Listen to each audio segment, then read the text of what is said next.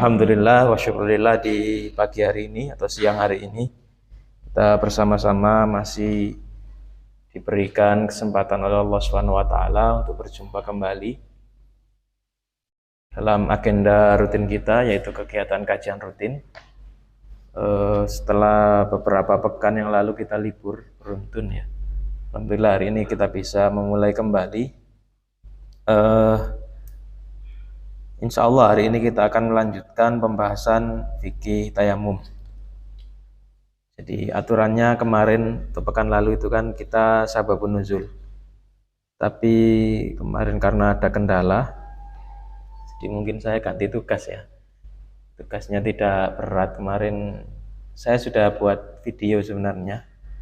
Jadi nanti tugasnya adalah merangkum materi yang saya jelaskan di video itu.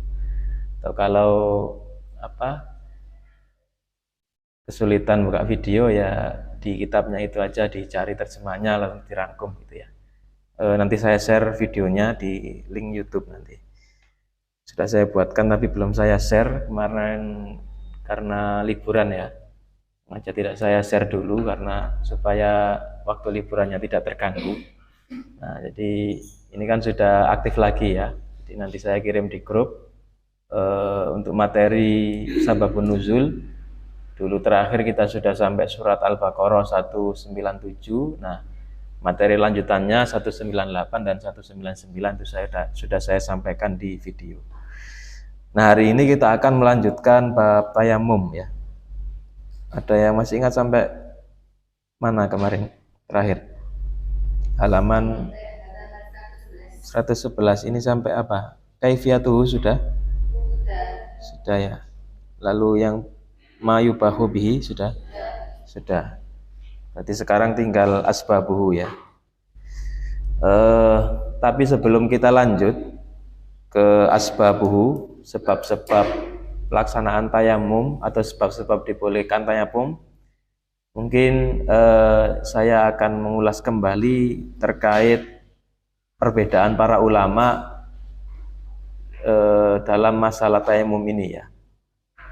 Kita mungkin kembali lagi ke halaman 111.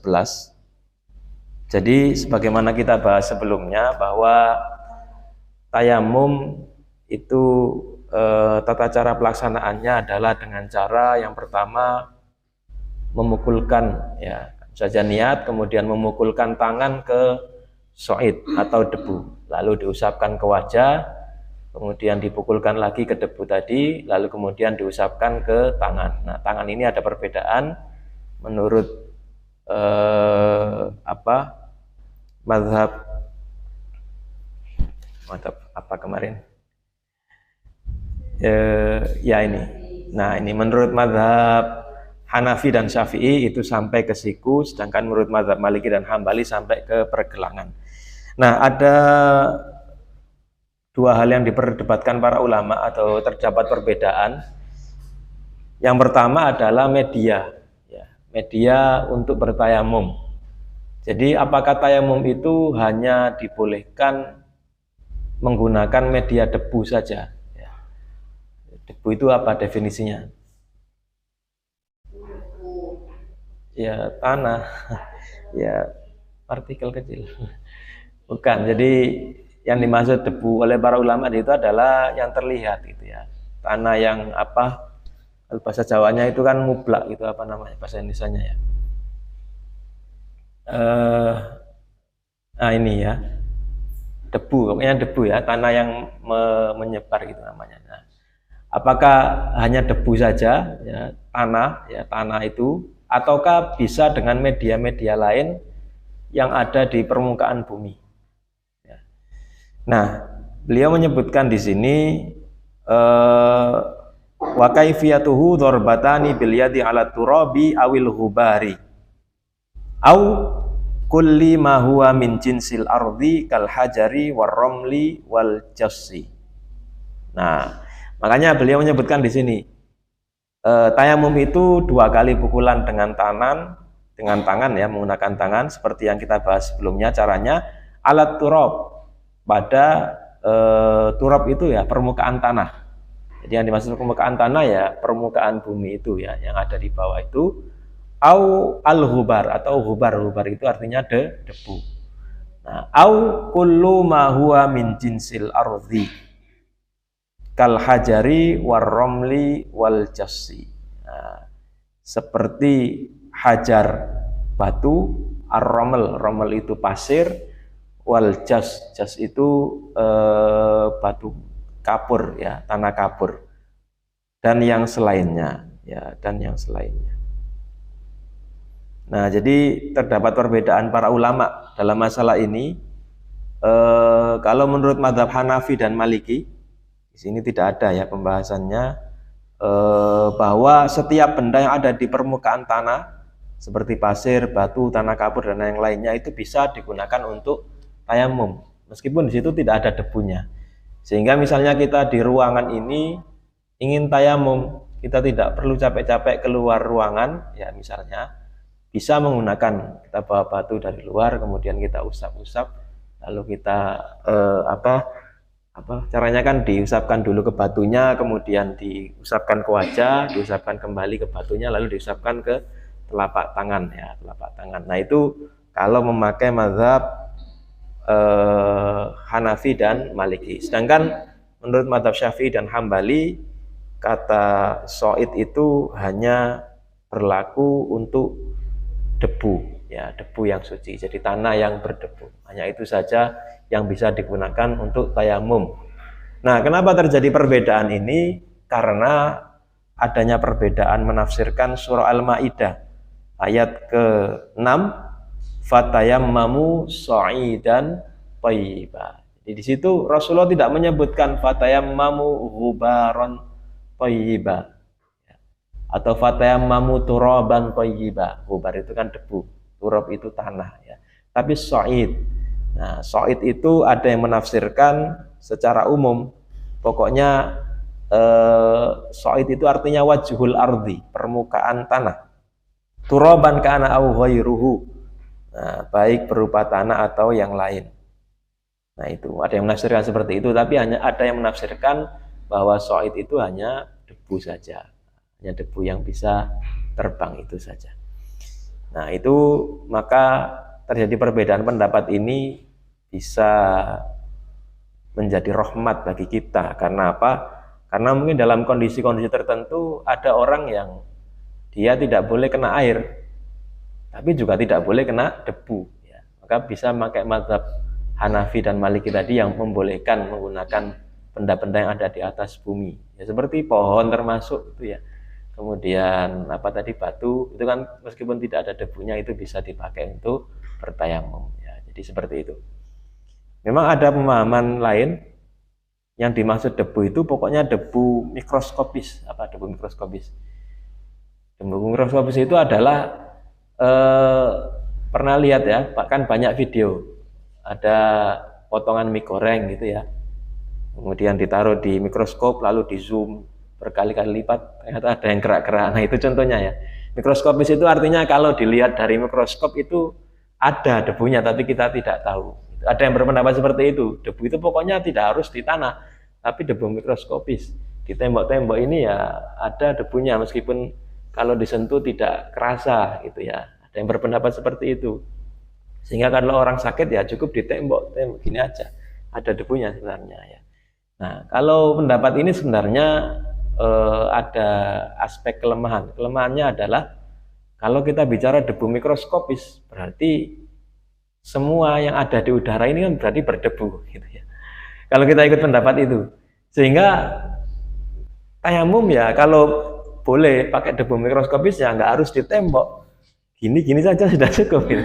Nah, sementara ini kan tidak ada cara dicontohkan Rasulullah seperti itu ya. Nah, jadi seperti itu ya, terkait masalah media yang bisa dipakai untuk bertayamum. Baik, sekarang kita lanjutkan asbabuhu. Nah, sebab-sebab dibolehkannya bertayamum. Beliau menyebutkan di sini kurang lebih ada 8 sebab. Kita akan bahas secara ringkas sebab-sebab ini. Yang pertama adalah adamu wujudil ma', tidak adanya air Kemudian yang kedua, al-ajzu an isti'malil ma'i, tidak mampu menggunakan air, bisa babin ya, au li asbab muayyanah, karena sebab-sebab tertentu. Jadi, tidak mampu menggunakan air. Jadi ada perbedaan ya. Yang pertama tidak ada airnya, yang kedua tidak mampu. Lalu yang ketiga, al-jurhu awil maradu au bud'ul bur'i awil doror. Nah, kalau yang pertama, yang kedua ini sebabnya itu sebab eksternal, gitu ya. Sebabnya itu bukan karena dari diri orang itu sendiri. Jadi sebenarnya dia mampu, bisa menggunakan air, tapi ada penghalang yang menyebabkan dia tidak mampu menggunakan. Nah, sedangkan yang ketiga ini sakit, luka, atau hal-hal yang membahayakan jika terkena air, ini sebab internal ya, sebab di orangnya. Airnya ada, bisa diakses, tapi karena dia sakit atau ada bahaya, ya membahayakan kalau dia menggunakan air, maka boleh bertayamum. Kemudian yang keempat, al-hajatu ilal ma'i halan au ma'alan, membutuhkan air. Ya, membutuhkan air, maksudnya ada air tapi air itu dibutuhkan, baik dibutuhkan dalam waktu segera, au ma'alan itu atau waktu yang lama ya, waktu segera atau jangka panjang, jangka pendek atau jangka panjang. Ya ada air tapi airnya ini hanya cukup untuk minum, seperti ditanyakan di pertemuan yang lalu bahwa minum di gunung ya, ada airnya tapi airnya hanya cukup untuk air minuman ya, bukan untuk bertayamum. Kemudian berikutnya yang nomor 5, al khaufu min talafil mali au saraqatihi lau tolabal ma, khawatir kehilangan harta atau dicuri kalau dia mencari air ya. Ya contohnya dalam perjalanan bisa saja dia mencari air tapi dia bawa barang banyak, kalau dia cari air ke tempat yang jauh nanti khawatir barang-barangnya itu ada yang ambil. Nah itu contohnya. Kemudian yang keenam, syiddatul bardi, cuaca yang sangat dingin. Lalu nomor 7, faqdu alatil ma, kehilangan alat untuk mencari air. Lalu yang terakhir, al khaufu min intihai waqtis shalah, khawatir tidak mengejar waktu sholat jika berwudu atau mandi. Nah, jadi kurang lebih ada 8 sebab ini yang beliau sebutkan yang bisa menjadi salah satu sebab seseorang untuk melakukan tayamum. Baik, kita akan bahas satu persatu. Pertama, adamu wujudil ma, tidak adanya air. Apa kriteria tidak adanya air itu, atau bisa dihukumi bahwa sudah tidak ada air? Beliau menyebutkan bi an tayaqqana faqduhu, au bi an tayaqqana faqdahu au ghalaba ala dhannihi adamuhu au bu'duhu anhu. Ghalaba ala dhannihi adamuhu au bu'duhu anhu, yaitu kalau memang sudah yakin ya, kriteria tidak ada air itu sudah yakin tidak ada air di tempat ini, di padang pasir yang gersang misalnya, itu kan sudah pasti tidak ada air di sana ya. Lalu atau ghalaba ala dhannihi adamuhu au bu'duhu anhu, atau dugaan kuat bahwa tidak ada air, au bu'duhu anhu, atau ada tapi sangat jauh. Misalnya yakin sih ada air, tapi adanya itu kalau kita di Petung misalnya di pertigaan bunga sana, kan jauh sekali ya. Mau tayamum, mau wudhu harus ke sana dulu kan jauh, lumayan memakan waktu yang sangat lama.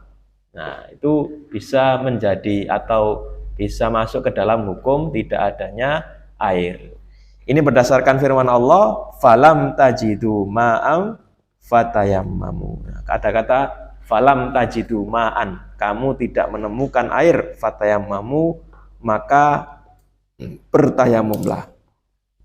Ada juga hadis lain dari Imran bin Husain, dia berkata, kunna ma'a Rasulillah sallallahu alaihi wasallam fi safarin fa shalla bin nasi fa idza huwa bi rajulin mu'tazil fa qala ma mana'aka an tusalliya qala asabatni janabatun wala ma'a.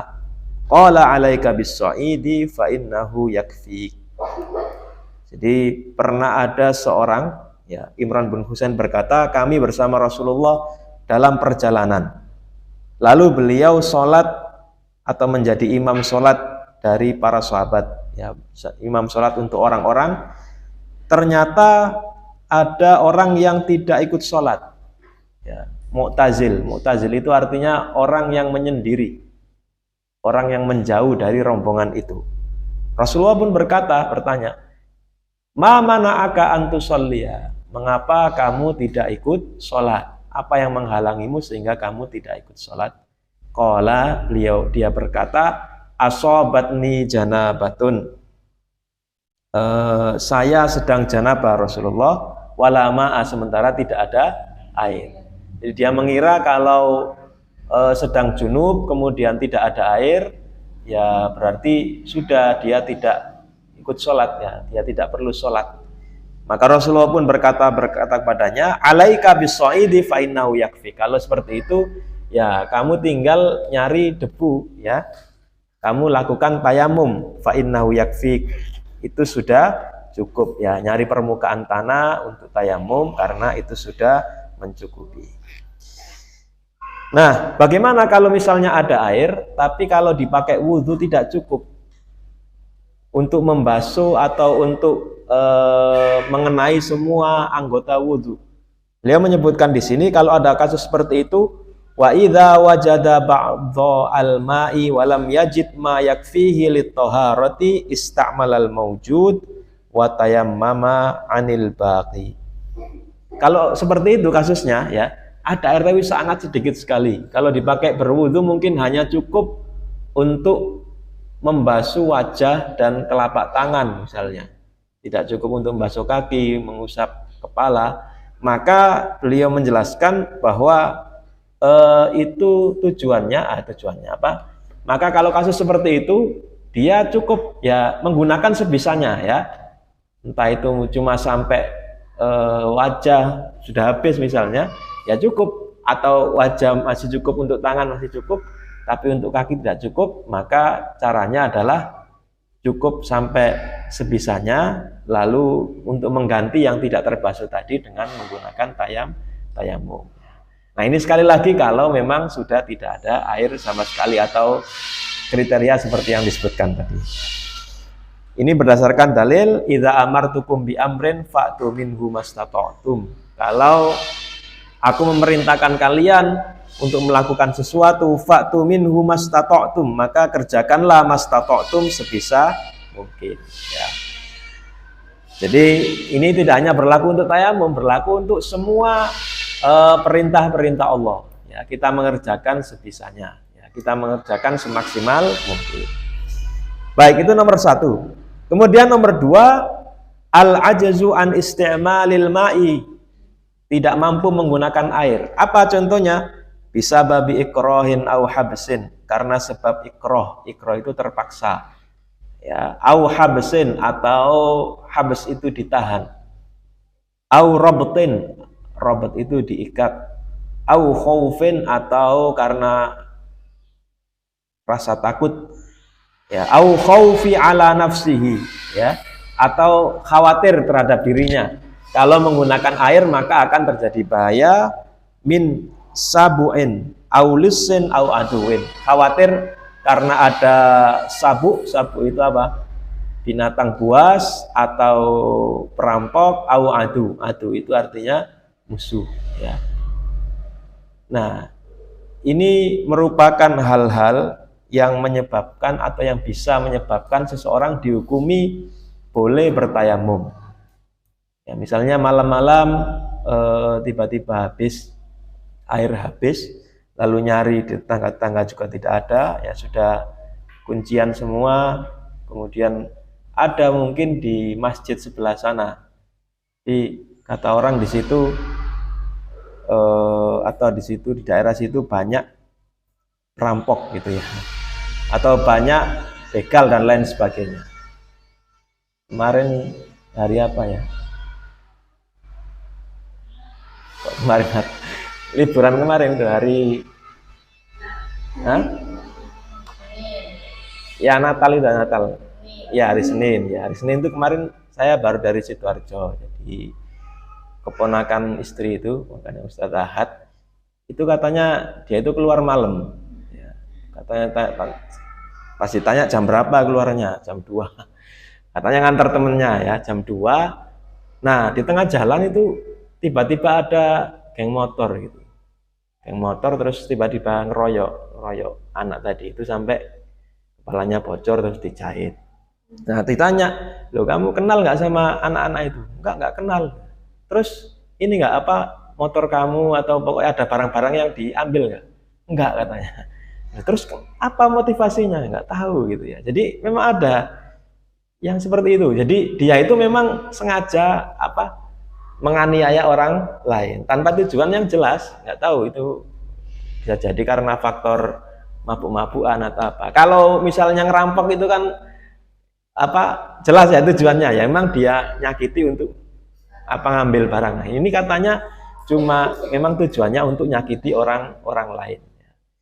Nah itu contoh ya, contoh kalau ada bahaya-bahaya seperti itu, sesuatu yang membahayakan orang ketika dia mengambil air, maka itu menjadi salah satu sebab dibolehkannya bertayamum. Ya.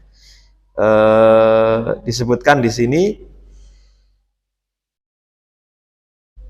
nah hadis yang seperti kita bahas kemarin ya, innas sa'ida thayyiba tahurul muslim wa illam yajidil ma'a asyra sinin. Fa'idha wajadal ma'a fal yamassuhu basyaratahu fa'innahu zalika khairun. Jadi so'id yang suci itu, debu yang suci itu merupakan alat bersuci untuk seorang muslim kalau dia tidak mampu menemukan air selama 10 tahun. Kalau mampu menemukan air maka ya harus dia menggunakan air tersebut. Nah itu yang kedua, jadi intinya sebab eksternal ya, terhalang dari menggunakan air karena ada sebab-sebab tertentu. Kemudian yang ketiga ini sebab internal ya, yang ada dalam dirinya sendiri. Al-jurhu awil marad aw bud'ul bur'i awid doror. Sakit atau luka yang membahayakan jika terkena air. Faman khafa min isti'malil ma'i lima yu'addihi min dororin bil jurhi awil wuku'i fil maradi au ziyadatihi au bud'il bur'i au ta'akhurish syifa jazalahu tayammum. Siapa saja yang khawatir menggunakan air karena menyebabkan doror itu bahaya seperti luka atau menyebabkan dia sakit atau sakitnya tambah parah atau sakitnya semakin lemah semakin lama sembuhnya, maka dia boleh bertayamum. Di kriterianya itu ya, pokoknya menyebabkan sakit berbahaya, sakitnya tambah parah atau sembuhnya semakin lama, maka boleh tayamum. Nah orang sakit itu kan macam-macam ya jenis penyakit itu. Ada yang sakitnya itu di anggota tubuh tertentu. Kalau kasus yang sering disebutkan dalam hadis itu ada orang kena kepala, ya kepala bocor, kemudian dia junub, ya junub otomatis harus mandi. Nah itu tidak boleh menggunakan air, ya tidak boleh menggunakan air, maka itu boleh bertayamum. Tapi ada juga sakit yang bukan terkena anggota badan tertentu, tapi sakitnya itu sakit dari dalam gitu.